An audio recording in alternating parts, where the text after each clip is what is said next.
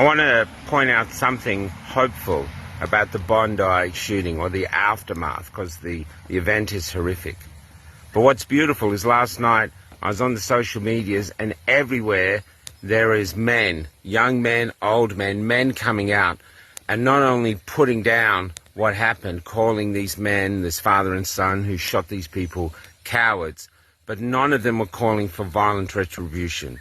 They were saying, take this shit, and this is Muslims and Christians, everyone, take this shit back to your own country and fight it over there. And if you're Australian born and you really hate what's going over there, well, go over there and fight. But don't bring it to the safe haven of Australia. Don't bring it here.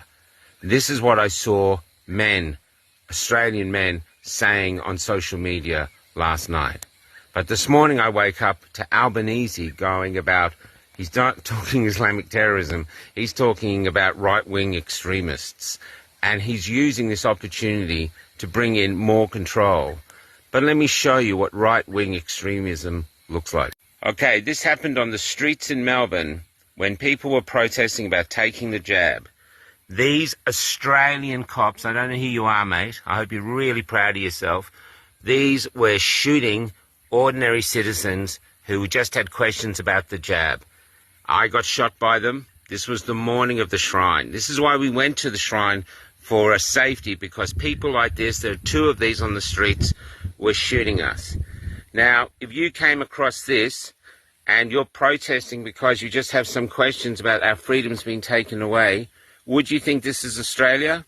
Because when I went to court, I showed this picture to the magistrate. I was fined for being at a protest, and when I showed him this, the magistrate was in despair. He actually said to the prosecutor, "This is King Street," and he let me off, basically.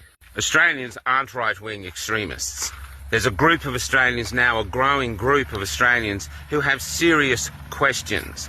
Why are we broke when we're sitting on all this mineral wealth? Why is our Prime Minister and the Labor government getting behind drag queens, teaching basic reading stories to kindergarten kids? Most Australians are against this.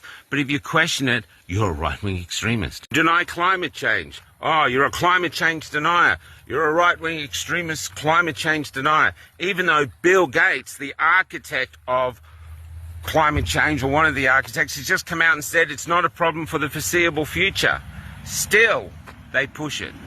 And we're the right-wing extremists. Going through these country towns, they have hospitals in major towns that don't have a doctor. Not a single doctor. And the people are too frightened to complain. They whisper it to us, like, we don't have a doctor. And do you know why they're frightened to complain? Because if they complain, they get called a right-wing extremist. But the hospital doesn't have a doctor. And then The Voice. Anybody who dared to vote no, you're a racist. That was the whole marketing campaign. And 60% or more of Australians voted no. And you still bring it in. In Victoria, they're still bringing it in. They're basically going, F you to the people, we're going to do what we want to do. And we're the right-wing extremists. Then the Prime Minister wanted to bring in hate speech laws, basically trying to silence anyone who thought that maybe an Australian government shouldn't use paramilitary units against peaceful Australian protesters. How dare you protest against something that we've decreed, you right-winger? So in the eyes of the Prime Minister and all his cronies, I'm one of these right-wing podcasters, someone that has to be silenced. But let me show you how I became it, because I was just being a playwright doing my thing. But you know how I became it? I was born here. These are the fathers of my new destiny, the fathers of Cafe Lockdown.